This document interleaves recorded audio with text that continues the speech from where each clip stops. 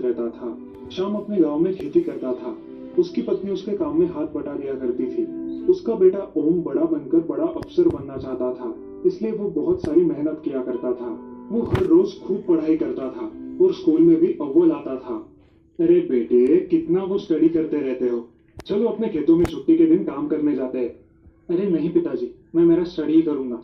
आप जाना चाहते हो तो जाइए, मैं घर पर ही रुकूंगा। अरे रहने दीजिए ना इसे घर पर ही। मैं आती हूँ आपके साथ। इतना कुछ नहीं है, तुम घर पर ही रहो। अरे वो मेरे साथ आ जाता तो उसे कुछ खेती का काम सिखा देता। शाम ऐसा कह के खेती करने के लिए निकल जाता है। ओम घर पर ही अपनी पढ़ाई करता रहता है। अगले महीने में ओम की परीक्षा का रिजल्ट आता है और वो पूरे जिले में अव्वल आता है। सारा गांव ओम का गुणगान करने लगता है और ओम को एक विदेशी कंपनी से जॉब के लिए कॉल आता है। ये बात ओम अपने घर पर बताता है। पिताजी, मुझे फॉरेन की कंपनी में काम मिला है, क्या मैं जा सकता हूँ? अरे बेटा, इतनी दूर तू जाएगा, वहां तो हमारा कोई भी नहीं है। पिताजी, हमेशा कोई साथ हो ऐसा जरूरी नहीं है। मैं मेरा ख्याल रख लूंगा, आप मेरी चिंता मत कीजिए। अरे बेटा, ये तो बहुत खुशी की बात है।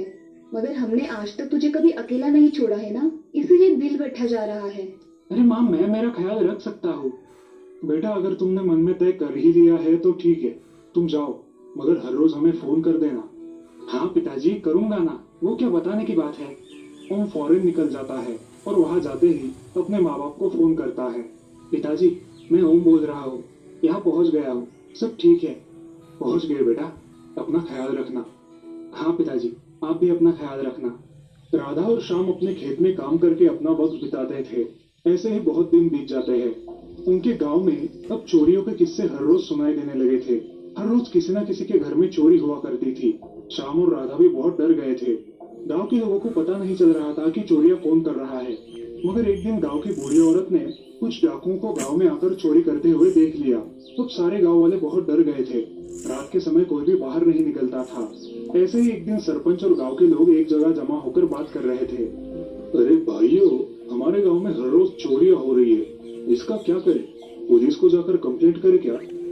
नहीं सरपंच जी, अगर हमने उनके खिलाफ कंप्लेंट कर दी तो वो गांव के लोगों के जान के साथ कुछ ना कर दे। इससे अच्छा हम हमारा सारा पैसा और जवाहरात बैंक में रखाते हैं। हाँ, ये सही है। अगले ही दिन ओम का फोन आता है। नमस्ते माँ, मैं अगले महीने घर आ रहा हूँ। सच में बेटा? जल्द आ जा, अब तुम्हारी बहुत याद आ रही है। ओम अगले महीने ही घर आता है और अपने साथ अपनी गर्लफ्रेंड साशा को लेकर आता है। सारे गांव वाले ओम की तरफ देखते ही रहते हैं। उधर राधा पूजा की थाली लेकर अपने बेटे का स्वागत करने के लिए खड़ी होती है। वो अपने बेटे के साथ किसी और लड़की को देखकर शाम से कहती है। अजी सुनते हो, ये हमारे ओम के साथ जो लड़की है वो कौन है? मुझे क्या पता वो कौन है, देखते हैं। ओम घर पर आता है और उसकी माँ उसकी आरती उतारती है। अरे बेटा, ये तुम्हारे साथ आई हुई लड़की कौन है? माँ, ये मेरी गर्लफ्रेंड साशा है। ये मेरे साथ मेरी कंपनी में काम करती है। हम एक दूसरे को बेहद पसंद करते हैं। अरे मगर अरे माँ, तुम समझा करो, हमें जीवन साथ में बिताना है, तुम्हें क्या प्रॉब्लम है? अजी सुनते हो, ये ओम क्या कह रहा है? बाद में बात करते हैं। राधा उनकी आरती उतारती है और वो सब घर में आते हैं। अब राधा उन दोनों से कुछ भी बात नहीं करती और जाकर घर के एक कोने में बैठ जाती है। शाम राधा के पास जाकर बोलता है। अरे राधा, आज का जमाना ही ऐसा है कि उनको माँ बाप की चॉइस पसंद नहीं आती। पूरा जीवन उनको साथ बिताना है। उन्होंने फैसला किया है तो ठीक है, तुम दिल पे मत लो। अरे, मेरे घर में ये फिरन बहू और इसे कुछ भी नहीं आता। अब मैं क्या करूं? ठीक है, तुम ज्यादा मत सोचो, देखा जाएगा क्या करना है। राधा और श्याम अपने कमरे में आराम करने जाते हैं और इधर ओम और साशा भी रूम में आराम करते हैं। राधा सुबह उठकर अपने सारे काम कर लेती है। वो किचन में कुछ खाना पका रही थी। तभी साशा नहाकर उसके पास आती है और उसे कहती है। मम्मी, क्या मैं आपकी कुछ मदद कर दूं? नहीं बहू, तुम तुम्हारा काम करो, मैं कर लूंगी। तुम नई नई आई हो तो कुछ आराम कर लो, बाद में करना। साशा सोच में डूब जाती है। मुझे लगता है कि माँ मुझसे खुश नहीं है। मुझे कुछ करना चाहिए। देखते देखते रात हो जाती है। अब साशा सोने जा रही थी, तभी उसे किसी की आवाज सुनाई दी। वो चुपके से रूम के बाहर निकली और उसने देखा कि उनके घर में कुछ चोर है। वो चोर उनके घर में गहनों की चोरी कर रहे थे। कौन हो तुम? इतनी रात को हमारे घर पे क्या कर रहे हो? ये सुन के वो सारे चोर वहां से भागने लगते हैं। तभी साशा उनके सामने जाकर खड़ी हो जाती है। कौन हो तुम? हमारे घर में क्या कर रहे हो? साशा को देखकर चोर भागने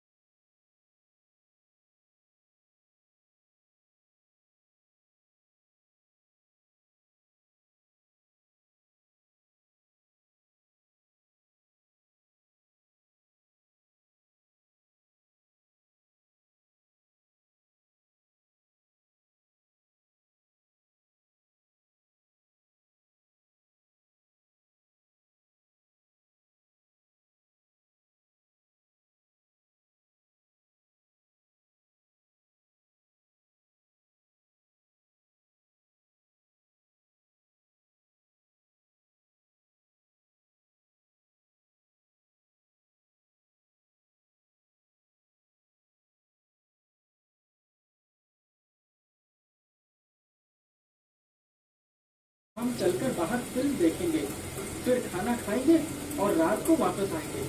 तब तक शायद रघुवेंद्र सिंह से भी बात हो जाए। दामिनी तैयार होकर निकलने ही वाला था कि कोई बालकनी का दरवाजा बाहर से जोर जोर से खटखटाने लगा। हवा से बज रहा होगा, छोड़ दो, चलो जल्दी करो। ताला बंद करके वे दोनों सीढ़ियों से नीचे उतरने लगे तो नीचे की सीढ़ी पर कोई बैठा हुआ था। उसके कदमों की आहट सुनकर जब वो पलटी तो दोनों के होश ही उड़ गए। वो एक भयानक चुड़ैल थी। उसके बड़े बड़े दांत, भयानक आंखें, लंबी सी आंख और सबसे डरावनी उसकी हंसी थी। वो धीरे धीरे ऊपर की तरफ सीढ़ियां चढ़ने लगी। दामिनी ने जल्दी से ताला खोलकर शेखर को भीतर की तरफ खींचकर दरवाजा बंद कर दिया। शेखर ने हाँफते हुए कहा, एक बात तो समझ में आ रही है कि ये घर अभिशप्त है और भूत चुड़ैल बाहर ही रही है, घर में नहीं आ रही है। दामिनी ने हामी भरी, लेकिन डर से वो पूरी तरह से कांप रही थी। दामिनी ने कहा, शेखर, हम जल्दी से जल्दी घर बदल लेते हैं, आज ही किसी से बात करो। उसी समय रविंद्र सिंह का फोन आ गया। शेखर ने उससे सारी बातें बताई। उन्होंने कहा कि 2 साल पहले उसी घर की बालकनी से एक लड़की कूद कर मर गई थी, लेकिन मैंने तो पूजा पाठ भी करवा दिया था। शेखर ने कहा, आपने पहले क्यों नहीं बताया? मैं इस घर में नहीं रह सकता, आप मेरे एडवांस पैसे वापस कर दीजिए। रघुवेंद्र सिंह ने कहा, मैं कल आता हूँ आपके पास। वे दोनों घर में ही सारे दिन बंद रहे। शाम होते ही फिर खलबली मच गई। वही रोने की आवाज आने लगी। दरवाजे पर खटखट की आवाज आनी शुरू हो गई। दोनों रात भर डरते रहे, पर बालकनी नहीं खोली। दूसरे दिन सुबह सुबह ही रघुवेंद्र सिंह अपनी पत्नी रूपा के साथ आ गए। उन्होंने कहा, जरा दिखाइए क्या है बालकनी में। जब बालकनी का दरवाजा खोला तो वहाँ वही दाढ़ी वाली चुड़ैल बैठी थी। रूपा को देख कर ही उस पर झपकी। सब लोग पीछे हट गए और अंदर आकर बालकनी का दरवाजा बंद कर दिए। रूपा कुछ देर तक डरी हुई बैठी रही, फिर अचानक से उठी और अपने सारे बाल बिखराकर रघुवेंद्र सिंह की तरफ घूमी और भारी आवाज में बोली, किया था कि मैं अपनी जान दे दूं, अब मैं इसको नहीं छोड़ूंगी। मुझे पता है तुम ऐसे ही नहीं जाओगी। उन्होंने अपने जेब से एक डिबिया निकाली और उसमें से एक चिट्ठी भभूत निकालकर रूपा के ऊपर डाल दी। उन्होंने पूरी बालकनी और घर के दरवाजे तथा सीढ़ियों पर वही भस्म छिड़क दी थी। तभी सबने देखा कि रूपा छटपटाने लगी। फिर वो गिर पड़ी और उसी समय उसके शरीर से एक आकृति निकलकर बालकनी की तरफ भागी। वो चुड़ैल तिलमिला उठी। तभी जिस जगह पर वो चुड़ैल खड़ी थी वहाँ धुआं उठा और रूपा भी उठकर गई और सामान्य रूप से चलकर सोफे पर बैठ गई। शेखर और दामिनी आश्चर्य में थे। शेखर ने पूछा, ये सब क्या था? रघुवेंद्र ने बताया कि जिस समय हम इस घर में रहते थे 10 दिन पहले ही एक लड़की को काम पर रखा था। एक दिन रूपा ने देखा कि वो अलमारी में से सारे पैसे और गहने निकालकर अपने बैग में भर रही थी। तभी रूपा ने उसको धमकाया कि अभी पुलिस को फोन करती हूँ। तब तक उसने बालकनी से छलांग लगा दी। पुलिस तो हमें ही गिरफ्तार किया, पर बाद में पता चला कि वो किसी गिरोह की लड़की थी जिनका काम ही यही था कि पहले लड़कियों को काम के बहाने घर में घुसा देना और बाद में लूटपाट और हत्या करके चलते बनना। इस लड़की के ऊपर 4 हत्या का आरोप था।